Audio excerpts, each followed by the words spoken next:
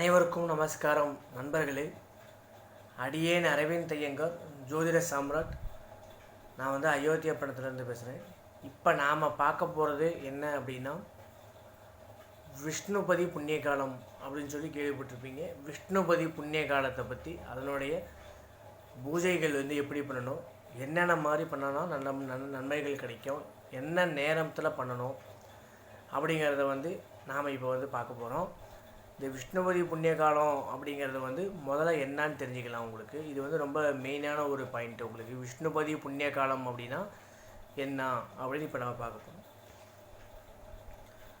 விஷ்ணுபதி புண்ணிய காலம் அப்படின்னா, சூரியன் ஸ்திர ராசிகள்னு சொல்லுவோம். ஸ்திர ராசிகளில் நுழையும் பொழுது நுழைய சமயம் பார்த்திங்க அப்படின்னா விஷ்ணுபதி புண்ணிய காலம் அப்படின்னு சொல்கிறது. அதாவது சூரியன் ரிஷபம், சிம்மம், விருச்சகம், கும்பம் இந்த ராசிகளில் சூரியன் எப்போ பிரவேசிக்கிறாரோ அந்த மாதம் பார்த்திங்க அப்படின்னா விஷ்ணுபதி புண்ணிய காலம் அப்படின்னு சொல்லக்கூடிய காலம். இது ரொம்ப விசேஷகரமான காலம். இந்த காலத்தில் நீங்கள் பார்த்திங்க அப்படின்னா மகாவிஷ்ணு, அதாவது பெருமாளுக்கு பண்ணக்கூடிய பூஜைகள் ரொம்ப விசேஷமாக சொல்லப்பட்டிருக்கிறது. 1000 மடங்கு புண்ணியத்தை ஏற்படுத்தி தரும் அப்படின்னு நமக்கு சொல்லியிருக்காங்க. அதனால் இந்த காலத்தை யாரும் தவற விட வேணாம் அப்படின்னு சொல்லி நான் பிரார்த்திச்சுக்கிறேன். சூரியன் நம்ம இப்போ இருக்கக்கூடிய இப்போ பார்த்திங்க அப்படின்னா தை மாதம் போய்கிட்டு இருக்கு. அடுத்து இன்னும் ஒரு 2 நாளில் பார்த்திங்கன்னா வெள்ளிக்கிழமை அன்னைக்கு, இந்த நாளைய தேதி 13, 14ஆம் தேதி வெள்ளிக்கிழமை அன்னைக்கு பார்த்திங்க அப்படின்னா விஷ்ணுபதி புண்ணிய காலம் வருது.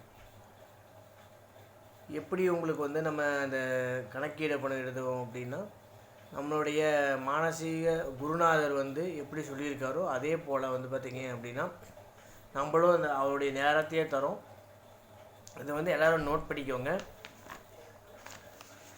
இந்த காலம் பார்த்திங்க அப்படின்னா சூரியன் ரிஷப ராசி, அதாவது இப்போ பார்த்திங்க அப்படின்னா கரெக்டாக சூரியன் ரிஷபம், சிம்மம், விருச்சகம், கும்பத்தில் நுழையக்கூடப்போ பார்த்திங்க அப்படின்னா நம்ம விஷ்ணுபதி புண்ணிய காலமாக எடுக்கிறோம். சூரியன் இப்போ ரிஷபத்தில், சூரியன் இப்போ கும்பத்தில் பார்த்திங்க அப்படின்னா பிரவேசமாக போகிறாரு.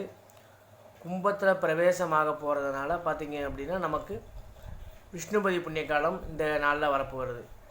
அதனுடைய தேதிகள்லாம் பார்த்திங்க அப்படின்னா இப்போ நான் சொல்கிறேன், நோட் பண்ணிக்கோங்க.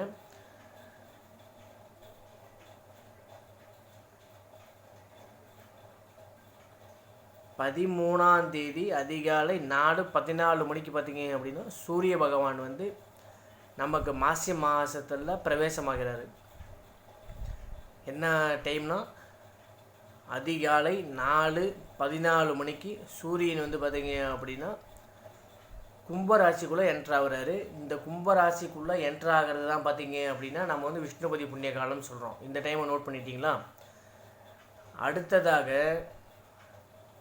12ஆம் தேதி இரவு 9:23 வெள்ளிக்கிழமை அதிகாலை 4:13 வரை பார்த்திங்க அப்படின்னா விஷ்ணுபதி புண்ணிய காலமாக நம்ம எடுத்துக்கிறோம். இந்த காலத்தில் தான் பார்த்திங்க அப்படின்னா நீங்கள் பூஜைகள் பண்ணுறதோ அர்ச்சனைகள் பண்ணுறதோ எல்லாமே இந்த காலத்தில் தான் பண்ணிக்கணும். இதுதான் விஷ்ணுபதி புண்ணிய காலத்தினுடைய பர்ஃபெக்டான டைமு. நம்ம நம்மளுடைய மானசீக குருஜி சொல்லியிருக்காரு, குருநாதர் சொல்லியிருக்காரு. நீங்கள் நல்லா நோட் பண்ணிக்கோங்க. நீங்கள் என்னென்ன காரியங்கள் நடக்கணும்னு நினைக்கிறீங்களோ அத்தனை காரியங்களும் சக்ஸஸ் ஆகும். வேலை வாய்ப்பில் நல்லபடியாக பிரகாசமாக இருக்கணும்னு நினைக்கிறீங்களோ இந்த நேரத்தில் நீங்கள் பெருமாளை வழிபடணும். குழந்தை பாக்கியம் வேணுமா இந்த நேரத்தில் வழிபடுங்க. திருமணம் ரொம்ப நாளாக தடையாக இருக்கா இந்த நேரத்தில் நல்ல கோரிக்கை, ஒரே பிரார்த்தனையாக இருக்கணும். ஒரே பிரார்த்தனையாக வச்சு பிரார்த்தனை பண்ணிக்கோங்க. திருமணம் தடையாக இருக்கா, குழந்தை பாக்கியம் தடையாக இருக்கா, வேலை வாய்ப்பில் பிரச்சனையாக இருக்கா, உங்களுக்கு என்ன வேணுமோ, என்ன உங்களுடைய மனதில் இருக்கக்கூடிய கோரிக்கையோ அந்த பிரார்த்தனையை மனசுக்குள்ளேயே நினச்சிட்டு விஷ்ணு பகவானை மனசுலேயே பிரார்த்தனை படிச்சுட்டு ஓம் நமோ நாராயணாயா, ஓம் நமோ நாராயணாயா, ஓம் நமோ நாராயணாயா அப்படின்னு சொல்லி பிரார்த்தனை பண்ணி நம்மளுடைய நாம் சொல்லியிருக்கிற நேரத்தில் வந்து கோவில்கள்லாம் ஓப்பன்லாம் இருக்காது. நாம் சொல்லியிருக்கிற டைம் விஷ்ணுபதி புண்ணியகாலம் பார்த்திங்க அப்படின்னா 9 மணி 23 நிமிடம் ஆரம்பித்து 4 மணி அதிகாலை 4 மணி 14 நிமிஷம் வரைக்கும் பார்த்திங்க அப்படின்னா 13 நிமிடம் வரைக்கும் விஷ்ணுபதி புண்ணியகாலம் இருக்குது. அதனால் இந்த காலத்தில் வந்து கோவில்கள் திறந்துருக்காது. அதனால் நீங்கள் வந்து என்ன பண்ணணும் அப்படின்னா, அவங்க இருக்கக்கூடிய வீட்டிலேயே எல்லாருமே பெருமாளுடைய படம் வச்சுருப்பீங்க. அந்த பெருமாளுடைய படத்தை எடுத்து வச்சு பெருமாள் படத்துக்கு முன்னாடி 2 தீபங்கள் ஏற்றி வைக்கணும். ஒரு நெய் தீபமாக இருந்தால் விசேஷம், இல்லை அப்படின்னா நல்லெண்ணெய் தீபம் ஏற்றிக்கோங்க. 2 தீபம் ஏற்றி வச்சுக்கோங்க. ஏற்றி வச்சு வெத்தலை, பாக்கு, பழம், ஊதுபத்தி வைத்து முடிந்தால் சர்க்கரை பொங்கல் நைவேத்தியம் பண்ணிக்கோங்க. சர்க்கரை பொங்கல் நைவேத்தியம் பண்ணி வச்சு அப்படி முடியலையா லட்டு வந்து பிரசாதமாக வச்சுக்கோங்க. லட்டு பிரசாதம் வைக்கலாம். அப்படி முடியலன்னா அவுள் வைக்கலாம். ரொம்ப விசேஷம். விஷ்ணு பகவானுடைய ஃபோட்டோவை எடுத்து வச்சுக்கோங்க. வீட்டில் இருக்கக்கூடிய விஷ்ணு பகவானுடைய ஃபோட்டோ எடுத்து வச்சு, இல்லை விக்கிரகமாக வச்சுருக்கீங்க அப்படின்னா விக்கிரகங்கள் எடுத்து வச்சு, அது சுவாமி விக்கிரகங்களுக்கு முன்னாடி 2 வெத்தலை, பாக்கு, பழம், வாழைப்பழம் வைத்து தேங்காய் எடுத்து வச்சுக்கோங்க. பூஜைகள்லாம் முடித்த பிறகு தேங்காய் உடைக்கணும். அதுக்கோசரம் எடுத்து வச்சு விஷ்ணு பகவானை பிரார்த்தனை பண்ணிக்கோங்க. 2 நெய் தீபம் ஏற்றி 2 ஊதுபத்தி ஏற்றுங்க. ஊதுபத்தி ஏற்றி பிரார்த்தனை பண்ணிக்கோங்க.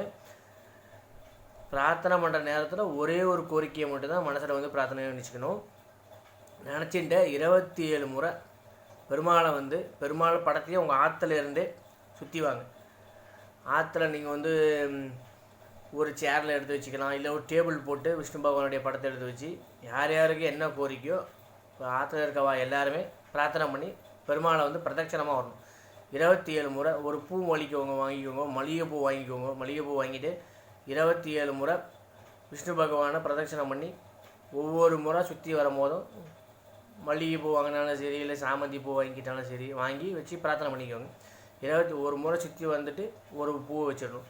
அது நம்மளுடைய கணக்கு கோசரம் தான், வேறு ஒன்றும் இல்லை. 27 முறை சுற்றி வந்து இந்த மாதிரி வழிபாடு பண்ணிங்க அப்படின்னா உங்களுடைய சகல விதமான கோரிக்கையும் பிரார்த்தனைகளை வந்து நல்லா விஷ்ணு பகவான் நிறைவேற்றி கொடுப்பாரு. அருகில் உள்ள ஆலயங்களில் காத்தால் எழுந்து போய் வழிபடுங்க. அது தவறு கிடையாது. விஷ்ணு பகவானை பிரார்த்தனை பண்ணும்போது ஒரே ஒரு கோரிக்கையை மட்டும்தான் நீங்கள் வந்து மனதில் வந்து கோரிக்கையை பிரார்த்தனையாக வச்சுக்கணும். பிரார்த்தனைகளை இந்த மாதிரி 27 முறை வழிபட்டு பிறகு கற்பூர ஆரத்தி காமிச்சு, ஊதுபத்தி காமிச்சு, நெய்வேத்தியங்களை வந்து பார்த்திங்க அப்படின்னா நெய்வேத்தியம் கொடுங்க. பெருமாளுக்கு வந்து நெய்வேத்தியம் நீங்கள் என்ன ரெடி பண்ணியிருக்கீங்களோ, சக்கரை பொங்கலாக இருக்கட்டும், அவ்வளாக இருக்கட்டும், நெய்வேத்தியம் ரெடி பண்ணி பெருமாளுக்கு நெய்வேத்தியத்தை அர்ப்பணம் பண்ணி தேங்காய் உடைத்து பிரார்த்தனையை வந்து நிறைவேற்றிக்கோங்க. நிறைவேற்றிய பின்னர் நல்லபடியாக உங்களுடைய கோரிக்கை அடுத்த விஷ்ணுபதிக்குள்ளே கோரிக்கையை வந்து நல்லபடியாக சக்ஸஸ் ஆகும். இது விஷ்ணுவோடைய அனுகிரகம் கட்டாயம் கிடைக்கும். காத்தால் எழுந்து போய் நீங்கள் பெருமாள் ஆலயத்தில் போய் சேவிச்சுட்டு அங்கே இருக்கவாளுக்கு உங்களால் என்ன அன்னதானம் முடியுமோ அந்த அன்னதானத்தை கொடுத்துட்டு வாங்க. எல்லா காரியமும் சக்ஸஸ் ஆகும். ஆனால் டைம் வந்து கட்டாயமாக இந்த நேரத்தில் தான் நீங்கள் பிரார்த்தனை பண்ணணும். அப்போ தான் வெற்றி கிடைக்கும். மறுபடியும் இன்னொரு தடவை சொல்கிறேன், டைம் வந்து நோட் பண்ணிக்கோங்க. 12ஆம் தேதி இரவு 9:23 இருந்த வெள்ளிக்கிழமை அதிகாலை 4:14 வரை விஷ்ணுபதி புண்ணிய காலம். இந்த நேரத்தில் வந்து நீங்கள் பிரார்த்தனை பண்ணிக்கணும். காத்தால் எழுந்து கோவிலில் அபிஷேகம் கொடுக்குறவா அபிஷேகம் கொடுக்கலாம். அபிஷேகம் அர்ச்சனை அலங்காரம் பண்ணுறதுக்குன்னா நீங்கள் வந்து கோவிலில் வந்து பிரார்த்தனை பண்ணிக்கலாம். கோவிலில் வந்து 27 முறை நீங்கள் அதே போல் சுற்றி வந்தாலும் பலன் தான். ஆனால் இந்த நேரம் தான் குறிப்பிட்ட நேரம் இது. அதனால் கோவில் ஓப்பனில் இருக்காது அப்படிங்கிறதுனால நம்ம வீட்டிலேயே பிரார்த்தனை பண்ணிக்கிறோம். வீட்டில் பிரார்த்தனை பண்ணிங்க அப்படின்னாலும் கோரிக்கை கட்டாயம் நிறைவேறும். விஷ்ணு பகவான் நிறைவேற்றி தருவார். அதனால் இந்த நேரத்தை விட்டுறாதீங்க. கட்டாயம் வந்து அனைவரும் ஃபாலோ பண்ணிக்கோங்க. கொரோனா காலத்தில் வந்து நாம் யாரும் கோவிலில் போய் வழிபடலை, வீட்டிலே தானே வழிபடணும். அதே தான் பார்த்தீங்க அப்படின்னா இப்பயே ஃபாலோ பண்ணணும். ஏன்னா இந்த டைம் வந்து ஓப்பன் இருக்காது. அதனால் நீங்கள் கட்டாயம் இந்த மாதிரி பிரார்த்தனை பண்ணிக்கோங்க. சகல காரியங்களிலும் வெற்றி கிடைக்கும். அனைவருக்கும் நமஸ்காரங்கள். அடியன் அரவிந்த் ஐயங்கார், ஜோதிட சாம்ராட். நான் ஜோதிடம், பிரசன்னம், திருமண பொருத்தம் எல்லாம் பார்த்துட்ருக்கோம். தேவைப்படுறவா வந்து அணுகலாம். ஸ்ரீ சரவண பவ ஜோதிடாலயா, 9944492156. அடியேன் அரவிந்த் ஐயங்கார், ஜோதிட சம்ராட் அயோத்தியா. நன்றி, நமஸ்காரங்கள். மேலும் தொடர்புக்கு கமெண்ட் பண்ணுங்கள். கமெண்ட் பண்ணிங்க அப்படின்னா தான் நீங்கள் வந்து என்ன நினைக்கிறீங்க அப்படிங்கிறது தெரியும். எங்கள் கூட லிங்க்லேயே இருக்கிற போல இருக்கும். அதனால் நீங்கள் வந்து கமெண்ட் பண்ணி, லைக் பண்ணி, ஷேர் பண்ணி, சப்ஸ்கிரைப் பண்ணுங்கள். நம்மளோட சேனலை சப்ஸ்கிரைப் பண்ணால் தான் உடனுக்குடன் உங்களுக்கு வந்து அனைத்து தகவலும் கிடைக்கும். அதனால் நம்மளுடைய சேனலை சப்ஸ்கிரைப் பண்ணுங்கள். அனைவருக்கும் நமஸ்காரங்கள். நன்றி.